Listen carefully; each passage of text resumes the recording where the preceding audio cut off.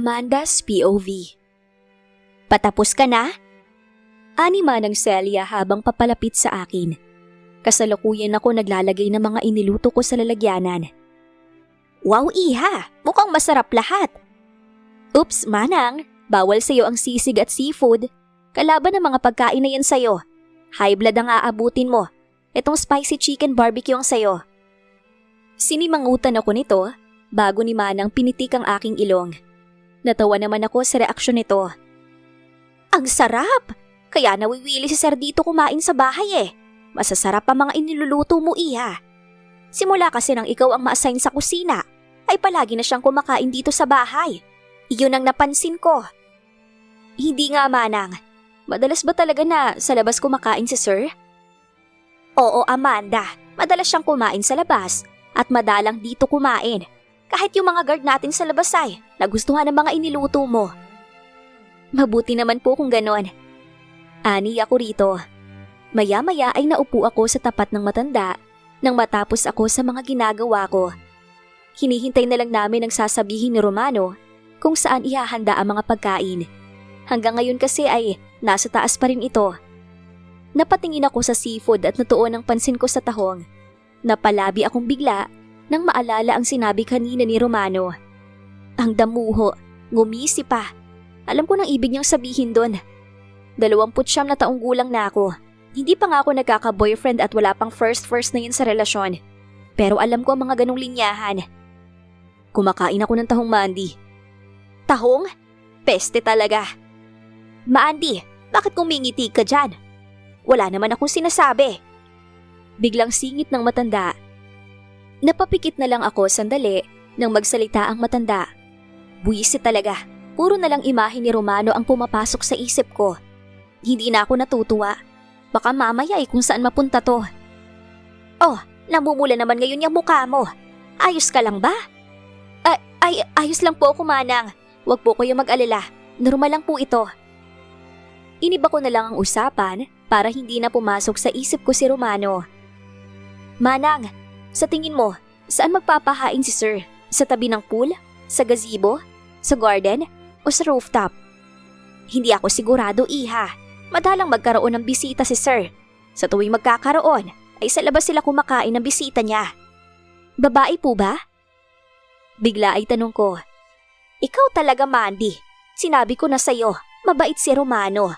Kahit na masungit at strikto, ay mabait yon. Siyang tumulong sa akin na walang pag-aalinlangan. Binigyan pa ako ng mga benepisyo na kahit kailan, hindi ko akalain na mabibigay sa akin sa isang trabaho. May health insurance ako. Secured ang kinabukasan ko sakaling maisip ko na umalis na ng bahay na to. Mabuting tao ang amo natin. Saka, wala namang perpekto. Hindi puro kabutihan na makikita mo sa isang tao. Tama ang matanda. Kahanga-hanga rin ang ginawa ni Romano. Amanda, medyo sumusobra ka na sa kahanap ng maibutas mo kay Romano para hindi matuloy ang kasal ninyo. Bulong ko na lang sa sarili ko. Manang Celia, sa gazebo pakinda ang mga pagkain. Mabilis akong napatayo at napalingon nang marinig ang boses ni Romano. Nang umangat ang tingin nito ay napayuko ako kaagad. Mandy, sumama ka sa akin sa garden. Bigla akong napatingin sa binata nang marinig ang sinabi nito. Akala ko ba ay bawal pumunta sa garden at ito lang ang pwede. Sir? Tanong ko. Matutuyo na ang mga bulaklak. Kailangan ko ng pitasin ang mga yon. Pagkasabi nun ni Romano ay tumalikod na ito. Sa gilid ko ay nakita kong kinuha ni Manang ang basket sa ilalim ng cabinet at iniabot iyon sa akin. Sige nanak, ako na bahala sa mga pagkain. Sige po. Mandy. Nang marinig ko ang boses ni Romano, ay dali-dali akong lumabas ng bahay at pumunta sa garden. Sa isang linggo ko dito sa bahay nito, ay ngayon lang ako makakapasok sa hardin nito. Napakaraming mga bulaklak talaga. Iba't ibang klase rin. Marunong ka bang mag-ayos ng mga bulaklak sa vase? Tanong sa akin ni Romano habang naglalakad na ito at nakatingin sa mga bulaklak. Pinipitas nito ang mga namukadkad na, pati ang mga malapit ng matuyo. Marunong naman, sir. Sagot ko. Marunong na marunong. Yan ang trabaho ko eh. I'm a florist. I own the flower shop. Itinaas ni Romano ang kamay nito na may hawak ng mga bulaklak. Kaagad kong kinuha iyon at inilagay sa basket. Napangiti ako na makita ang makukulay na mga bulaklak. Sakto lang, pangpitas na talaga ang mga to. Mandy, lumapit ako kaagad nang tawagin niya. Puno na ang mga bulaklak sa kamay nito. Kinuha ko yon at inilagay sa basket. Nakakatuwa naman para sa isang lalaki. At sa katulad nito, na mas may dapat paglaanan ng oras. Hindi ko ito inaasahan. Madami na ito, sir. Sabi ko habang nakatingin sa basket. Maglalagay ako sa sala at sa silid ko, Mandy. Nang matapos mamitas ng mga bulaklak si Romano, ay naupo kaming dalawa sa gilid kung saan may lamesa at upuan. Naroon na ang 4 na vase na paglalagyan ng mga bulaklak. Iba-iba ang laki ng mga yon. Hindi ko mapigilan na mapatingin at mapangiti. Maya-maya pa ay sinimulan ko ng ayusin ang mga bulaklak sa vase habang nakatingin lang si Romano sa akin. Pinapanood ang ginagawa ko. Naiilang tuloy ako. Focus! Mag-focus ka, Amanda. Baka kung ano na naman pumapasok sa isip mo. Hanggang sa lumipas ang mahabang sandali, ay hindi ko namalayan na nakangiti pala ako sa buong oras na pag-aayos ng mga bulaklak. Sa sobrang enjoy ko, ay nakalimutan ko na nasa harapan ko pala si Romano.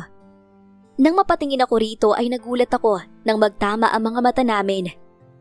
Saan mo natutunan mag-ayos ng mga bulaklak, Mandy? These are not basic flower arrangements. Napalunok ako bigla. Sa sobrang enjoy ko sa ginagawa kong pag-aayos ng mga bulaklak, ay nakalimutan ko nang baka may alam itong si Romano sa iba't ibang flower arrangements. That's a tazi-mazi. Suitable for my room. I like it, Mandy. Kunwari ay hindi ko naintindihan ang sinabi nito. But he's right. The other one that I did is a tazi-mazi. But, did he say that he likes it? Ano po yun, sir? Mabilis na tumayo si Romano at pagkatapos ay kinuha iyong tazi-mazi. Ito na naman ang tibok ng puso ko. Hindi na naman normal. Dalhin mo ang isa sa gazebo at ang isa ay sa sala. Iaakyat ko lang to sa kwarto ko. Sambit pa nito. Mariin lang akong nakatingin sa likod ng binata habang paalis ito. I didn't expect that he knew different kinds of flower arrangement. In fairness napapangiti ako at hindi ko talaga mapigilan. He said he likes it. Naglakad na lang ako papunta sa gazebo habang nakangiti. Hindi ko na maalis ang ngiti ko hanggang sa matanaw ko si Manang. Oh, tapos na ba? Nito. Opo, umakyat lang si Sir kaagad para ilagay yung isang vase sa kwarto niya. Narito na po bang lahat ng mga pagkain, Manang? Oo, nak. Nailagay ko na rin ang mga pinggan at ang inumin. Wala nang kailangan balikan. Maayos na ngang nakalagay ang mga pagkain sa lamesa. Kung ganon, ay bisita na lang ni Romano ang kulang. Sino kaya ang bisita nito? Babae ba? Nagpaayos pa ito ng bulaklak at pinalagay dito. Manang, ipasok ko lang po itong 2 bulaklak sa loob. Paalam ko sa matanda. Ako na, iha. Dito ka na lang at hintayin mo si Sir. Pupunta rin kasi ako sa gate para sabihin ng mga guard sa paparating na bisita. Sige po, Manang. Naiwan na ako mag-isa doon habang nakatingin sa mga bulaklak na inayos ko. Nang makita ko si Romano na kinuha ang ginawa ko kanina at sinabi nito na dadalhin niya sa kwarto niya, ay nakaramdam ako ng kakaiba. Saka, sinabi pa nito na nagustuhan niya yon. Ilang beses na akong nakarinig ng compliment sa mga taong nabigyan ko. Ngunit iba ang dating sa akin ng isang to. Diyos ko, Amanda, your heartbeat is not normal again. Hindi talaga normal ang tibok ng puso ko. Hindi na ako natutuwa. 1 linggo pa lang ako dito pero nawawala na sa isip ko ang tunay na dahilan kung bakit ko pinasok to. Hay, mukhang mapapaaga ako ng uwi. Sa mga salita ni Manang, sa nakikita ko rin kay Romano, ay mukhang wala nga itong baho na itinatago na maaari kong magamit para hindi matuloy ang kasal namin. Miss Maid? Mabilis akong napalingon sa tumawag sa akin. Yes, sir? Miss Maid, where's your boss? Kaagad umahon ng kaba sa puso ko at nanlalaki ang mga mata ko nang makita ko kung sino ang nasa harapan ko. Peste, anong ginagawa ng pangit na to dito? Nagsalubong ang mga kilay nito habang nakatingin sa akin. Mukhang kinikilala ako ng loko. Hey, you look like... OMG! Napapikit ako ng mariin nang sa tingin ko ay nakilala na niya ako. Kapag minamalas ka nga naman, Sa laki ng mundo, sa dami ng mga tao, bakit dito pa kami nagkita ng bokong na to? Amanda, is that you? Lumapit ito sa akin kaya napabaling ang ulo ko nang titigan ako nito. Inalis nito ang sunglasses niya at mariin akong tiningnan. The man in front of me is no other than my cousin, Isaac Castellanos. Ang madalas kong kabardagulan noong mga bata pa lang kami. He's 32 years old, single, mahilig sa mga babae. The height, the body, the color of the hair. Kahit na may bangs ka pa, nunal na gamunggo ang laki at yang. Hindi ko alam kung anong inilagay mo sa mukha mo. Kilala kita, Amanda. Hindi mo ko maluloko. Naloko na. Hindi ko malulusutan tong si Isaac. Kilala ako nito dahil sabay kaming lumaki. Ngayon, Amanda, anong ginagawa mo dito sa bahay ng kaibigan ko? Ano? Kaibigan to ni Romano? I'm taking back my words earlier. Babaero itong sa Isaac at kaibigan nito si Romano? Baka magkadugtong ang bituka ng dalawa. Isaac! Tumingin ako sa paligid at tiningnan kong walang tao. Nang makita kong wala, ay mabilis kong kinurot si Isaac sa tagiliran niya at bumulong. Aray, Amanda! Ano ba? Kapag sinabi mo kay Romano kung sino ako, ay malalagot ka sa akin. Sinasabi ko sa iyo, Isaac. Sabi ko sa kanya, ano ba kasing ginagawa mo dito? Ang pangit ng trip mo ngayon, ha? Kaya pala nang pumunta ako sa bahay ng mga magulang mo para kamustahin ka eh. Sinabi nila sa akin na nakabakasyon ka. Muntik pa kitang puntahan sa bahay mo para magpaayos ng bulaklak sa girlfriend ko. Tapos ito palang bakasyon na sinasabi nila. Nangaasar ang tono ng boses nito. Nang kukuritin ko siya ulit ay umiwas na ito. Just don't tell your friend about me, Isaac. Kaya ako nandito ay dahil gusto na ako makapag-asawa ni Daddy. He told me that if I do not agree with him, I need to leave the country and live with our grandparents in the state. And now I am here to see if the man who I'm going to end up with is worthy. Okay, that's a lie. Humalukip-kip ako at tinitigan siya. Ano naman ang kinalaman ng pag-aasawa mo dito sa bahay ng kaibigan ko? Natigilan ng lalaki. Ako naman ay tumangutango dahil mukhang nakuha nito ang sinabi ko. Romano is the man that Tito wanted you to marry? Nang makita ko sa likod na Isaac na paparating na si Romano, ay kaagad akong umayos ng tayo. I am warning you, Isaac. If you tell this to my family and to Romano, hahanapin kita hanggang sa impyerno. Pananakot ko pa rito. I know he is afraid of me, pero kailangan ko pa rin makasiguro na hindi nito masisira ang plano ko. Amanda, nakakatakot ka ha? Magilabot ka nga. Grabe naman yun. What? Kilala mo ko, Isaac. Hindi ako nagbibiro. Nakangiti lang ako habang nagsasalita at nakaharap kay Isaac. Kunwari ay ini-entertain ko ito para hindi magduda si Romano. If you help me with this, I will give you a lifetime supply of bouquet. Makakalibre ka ng bulaklak sa mga babae mo. Sa gilid ng mga mata ko ay nakita ko na ilang hakbang na lang ay nasa harapan na namin si Romano. Okay, deal. Nang marinig ko ang sinabi ni Isaac, ay humarap na ako. Nakita ko ang seryosong mga mata ni Romano na nakatingin sa amin. Bud, kumusta? Salubong ni Isaac kay Romano.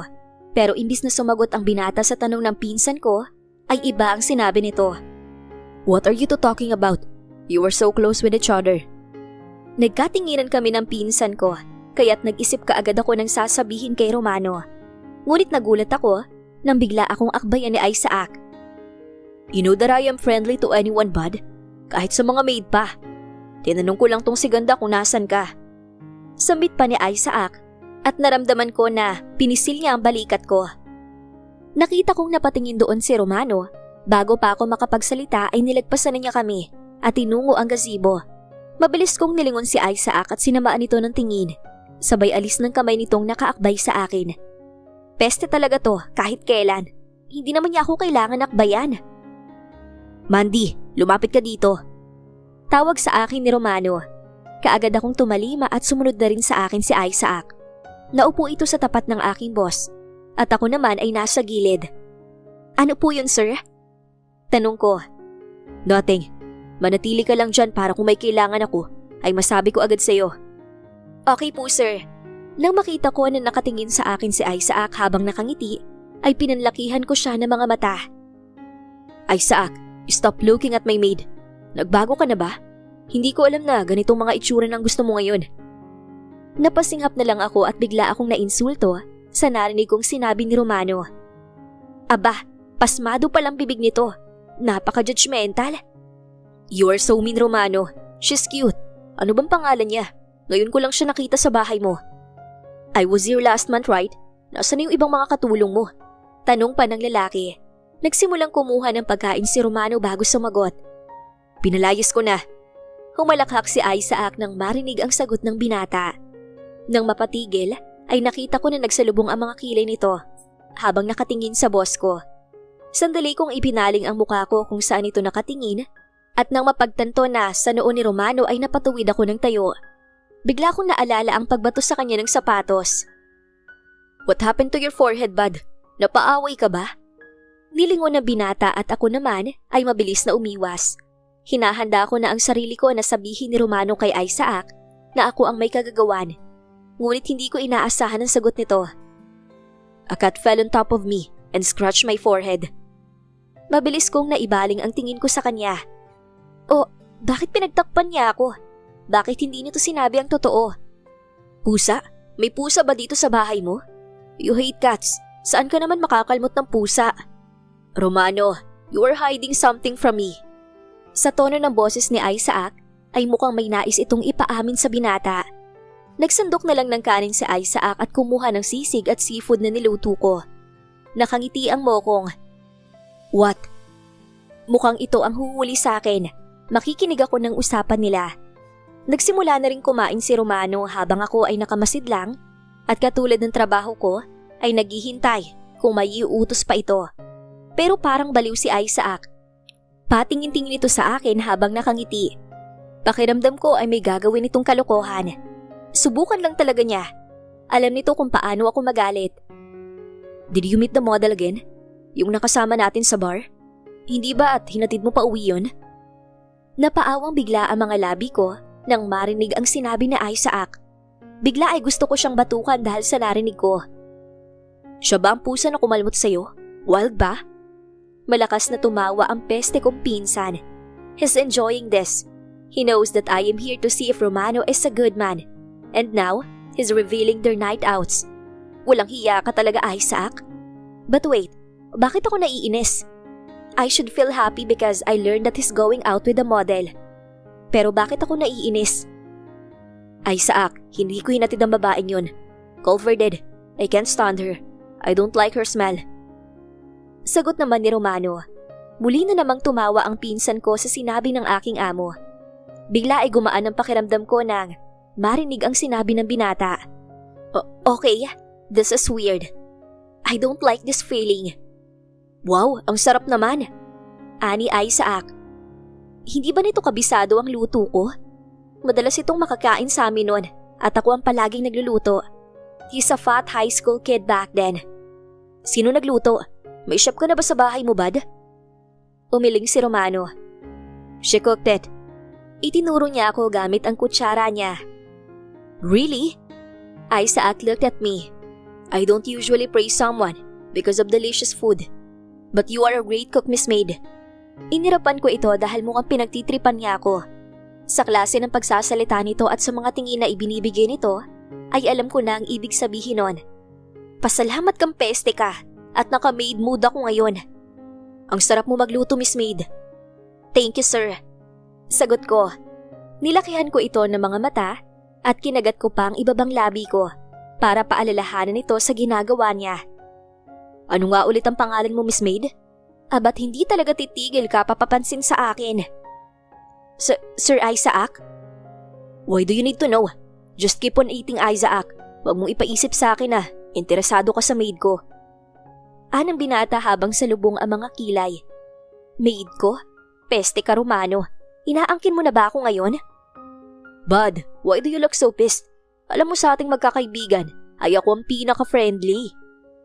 Muling humalakhak si Isaac. Hindi ko na alam kung anong nais gawin ng siraulong pinsan ko.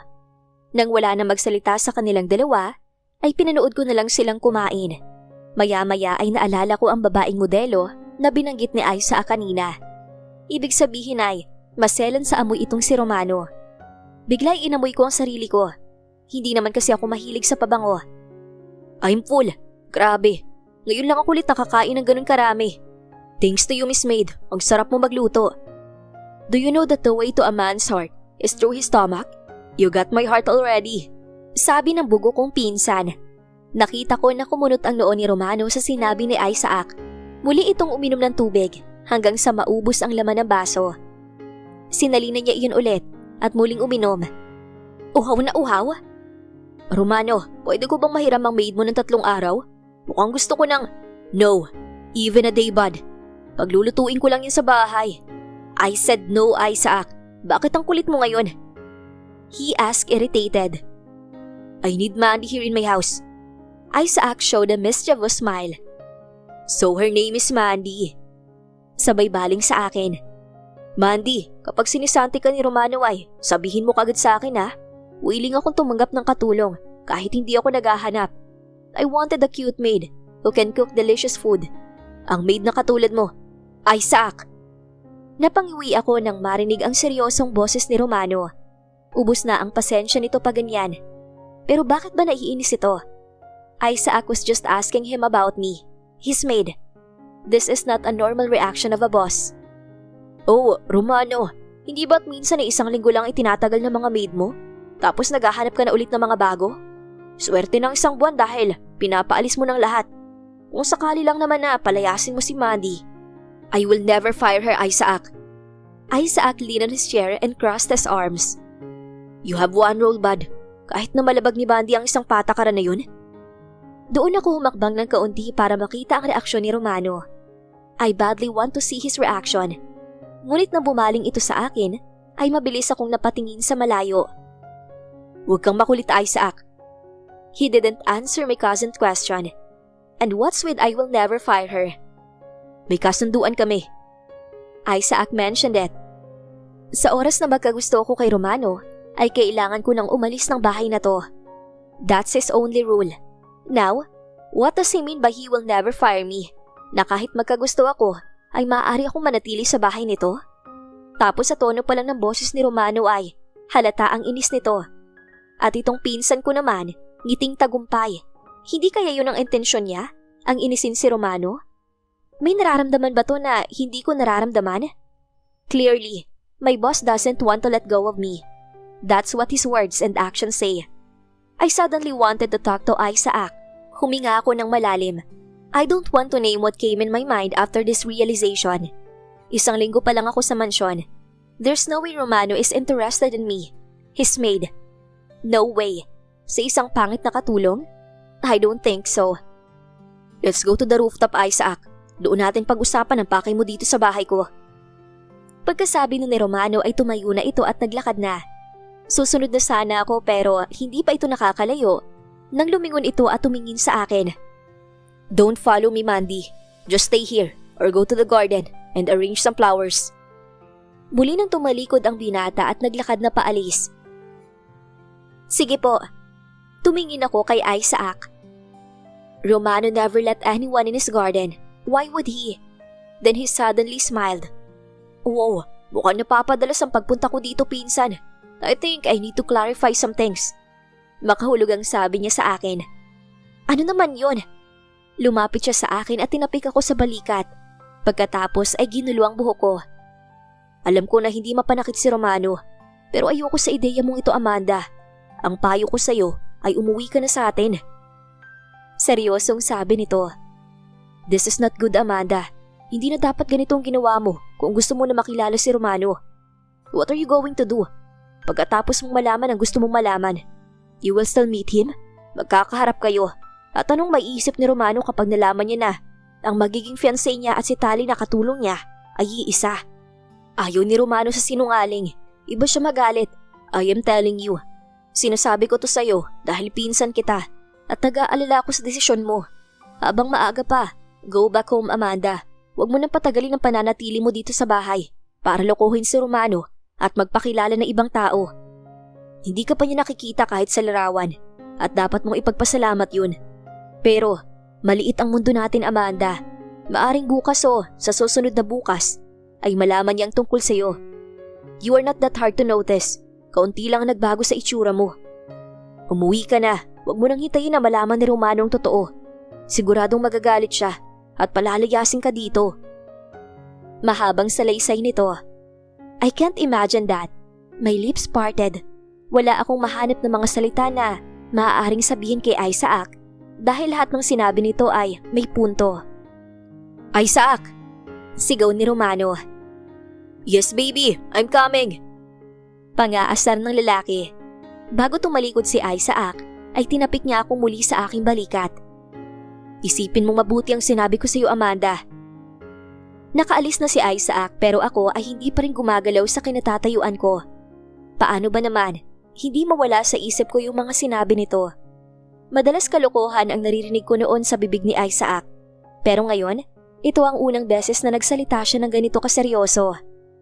Hay, paano na? Aalis na ba ako? Pero 1 linggo pa lang. Ngunit hindi ko maaaring isantabi ang mga sinabi sa akin ni Isaac at maging matigas sa desisyon ko na ito. Tama ang pinsan ko. Sa oras na malaman ko ang pakay ko dito sa bahay ni Romano at kapag nalaman nito na ako at ang katulong nito na si Mandy ay iisa, tiyak na magagalit ito sa akin. Panloloko ang ginawa ko. Pumasok ako sa bahay nito bilang si Mandy upang isagawa ang nais ko. Sa pagiging desperada ko na hindi matuloy ang gusto ng daddy ay, pinasok ko ang delikadong sitwasyon na ito. Hindi ko na alam. Malalim na buntong hininga ang pinakawalan ko. Tumingin ako sa lamesa at nagsimulang ligpitin ang mga pagkain. Napansin ko ang plato ni Romano. Ang sabi nito ay paborito niya daw ang seafood. Pero wala naman itong kinuha. Isa pa, kaunti lang ang kinain ito. Hindi naman ito nag-umagahan kanina. Nakakatampo. Malungkot ko na lang iniligpit ang mga pagkain at dinala sa kusina. Oh, Mandy, nasaan sila sir? Tanong ni Manang na kakapasok lang sa kusina. May dala itong basket ng orange. Saan niya naman kaya kinuha yon? Hindi kaya may puno ng mga orange si Romano sa bahay na to? Nasa rooftop, Manang. Doon sila pumunta pagkatapos kumain. Saan po galing yung mga orange, Manang? Tanong ko sabay gusto sa basket na dala nito. Sa kapitbahay, meron silang farm ng mga orange. Madalas magbigay ng orange dito sa mansyon. Sagot ni Manang. Close po ba ni sir ang kapitbahay na yon? Umiling ang matanda. Hindi, pero mabait. Dalaga yon. Tingin ko ay may gusto kay sir, kaya palaging nagpapadala dito ng bagong ani na orange. Naglakad si Manang papalapit sa sink at hinugasan ang mga orange. Ah, kaya naman pala. Dalaga at baka nga may gusto kay Romano. Grabe, hindi ko to kinakaya. Nawawalan ito ng katulong dahil nagkakagusto sa kanya. Ngayon naman ay may kapitbahay ito na nagpapadala ng orange sa tuwing bagong ani. Gwapo mo naman, Romano. Ang sarap mong sakalin. Mayaman rin yun, Mandy. Matalino, sexy, at napakaganda. Maganda rin ang imahe at maraming mga maliligaw. Kaso ang gusto niya ata talaga ay si Sir. Dahil balita ko, hanggang ngayon ay single. Napaismid ako. Bigla ay gusto kong makita ang itsura ng babaeng sinasabi sa akin ng matanda. Pinapansin po ba siya ni Sir? Hindi nga eh. Pero alam ni Romano na kay Clarice nang gagaling ang mga dumadating na orange. Sakto naman rin kasi, mahilig sa orange si Sir. Kita mo mamaya, pag nakita niya itong mga orange, kukuha na yon. Ganun? Minsan ay uutusan ako na ipagbalat siya para dalhin sa silid niya. Clarice palang pangalan. In fairness ha, maganda. Pero mas maganda pa rin ang Amanda. Mukhang hindi ang modelo ang kailangan kong isipin ngayon dahil sa mga sinabi ni Manang. Mukhang si Orange Girl dahil kinakain ni Romano ang pongka nito. Wait, hindi ko gusto yung nasabi ko. Ah, bait niya naman, Manang. Labas sa ilong nasabi ko. Ngumiti sa akin ng matanda at nang matapos itong maghugas ng mga orange, ay pinunasan niya iyon isa-isa at maayos na inilagay sa lalagyanan ng mga prutas sa lamesa. It was not nice to hear that there is a woman in this village who likes Romano. Kung kailan nagdadalawang isip ako kung uuwi na ba o hindi. Tapos may babaeng sexy, mayaman, matalino at maganda na nag-aabang sa kanya. Bigla ay napatingin ako sa matanda. Manang, paano kung mag-resign na ako? Ano po kayang magandang sabihin kay Sir? Ay bakit? Bakit naman nak? Bigla itong napahinto sa ginagawa. Napalunok ako sa reaksyon ni Manang. Magtataka ito sigurado. Kanina lang ay kabado kami dahil baka masisanti ako. Tapos ngayon naman ay nagtatanong ako tungkol sa pag-alis. Natanong ko lang naman po. Si Sir ang kausapin mo, nak. Pero sana ipag-isipan mo, ha? Nakakalungkot naman kung aalis ka talaga. Hindi na ako nagsalita pa tungkol sa pag-alis. Siguro ay magpapalipas muna ako ng 3 o 4 na araw bago ko kausapin si Romano. Tiyak na pati iyon ay magtataka. Tapos baka isipin pa nito na dahil kay Isaac. Nasabi pa naman ng pinsan ko na kung palalayasin ako ni Romano ay kukuhanin niya akong katulong. Baka ibang isipin ni Romano kung bigla ako magdesisyon na umalis. Sige po, Manang. Ngumiti ng tipid ang matanda, pero napansin kong kinuha nito ang cellphone nito sa bulsa nang tumunog iyon. Hello, sir? Bigla akong napalingon kay Manang nang marinig ang sinabi nito. Si Romano ang kausap niya. 5 beer in cancer? Walang problema, sir. Ano pa? Lumapit ako sa matanda at bumulong. Manang, ako nilang magdadala. Ngumiti lang ito sa akin at nag-okay sign pa. Sige, sir. Ay yung 5 beer lang po. Okay po. Si Mandy na daw po ang magdadala. Tumalikod na ako at kumuha ng beer sa isang ref. Ngunit 3 pa lang ang nakukuha ko nang marinig muli ang boses ng matanda. Ako na lang po magdala, sir. Sige po. Mabilis akong lumapit kay Manang at ibinaba ang 3 beer na dala ko. Mandy, ako na lang daw sabi ni Sir eh. Bigla akong napaisip. Bakit ayaw niya na ako ang magdala? Naupo na lang ako hanggang sa makaalis si Manang sa kusina. Simula nang dumating ako dito sa tuwing may iutos ang binata, ay nagpipresenta na ako at hindi naman ito umaangal at sinasabing si Manang na lang. Ngayon lang, tumayo na lang ako at tinungo ang sala para tingnan ang mga bulaklak na inarrange ko kanina. Siguro dahil sa inis ni Romano, kaya hindi niya ako pinaakyat para magdala ng mga beer. Si Manang pa talagang pinagdala kahit nagpresenta na ako. Lumipas ang oras ko sa sala na iyon lang iniisip ko. Nang makarinig ako ng mga yabag ay napatayo ako at napatingin sa hagdan. Nakita ko si Romano at si Isaac na bumababa, kasunod nila si Manang. Thanks for this day, bud. Balik ako pag hindi ka na ulit busy. Saka, sumama ka na ulit sa amin pag nagyaya si Revo. Nakakamiss ang inuman nating magkakaibigan. Rinig kong sabi ni Isaac. I'll try. Ngayon lang ako libre. Alam mo madalas akong abala dahil sa maraming trabaho. Napatingin sa akin si Romano at nang magtama ang mga mata namin ay mabilis itong umiwas. But if you want to have a drink again, call me. Maybe in your house? Tanong nito sa pinsan ko. Ha? First time yan ah. Ayaw na ayaw mo pa naman na umaalis ng bahay mo pag naka-leave ka. Pero sige, dahil madalang to, next time sa bahay ko naman tayo mag-inuman. Nagpaalam na si Isaac kay Romano at nang makita ako ng pinsan ko, ay naglakad ito palapit sa akin. Umayos kang impakto ka. Aalis na ako, Mandy. Maraming salamat sa masarap na pagkain. Ang dami kong nakain. Next time ay, sana makakain ulit ako ng luto mo. Anito habang nakangiti. Yumuko ako at bago sumagot ay napatingin sa seryosong boss ko. Nang magtama ulit ang mga mata namin, ay umiwas ulit ito. Ano yung pag-iwas na yun, Romano? Pangalawa na yan, ha? Ibinalik ko ang tingin kay Isaac at sumagot ako sa kanya. Sige po, sir. Sige, bud. Alis na ako. At bago pa man makaalis si Isaac at malagpasan ako, ay may ibinulong ito sa akin. Think what I said earlier, Amanda. Trust me, you will not regret leaving this house. May laman ang mga salita nito, pero hindi ako basta-basta makakaalis.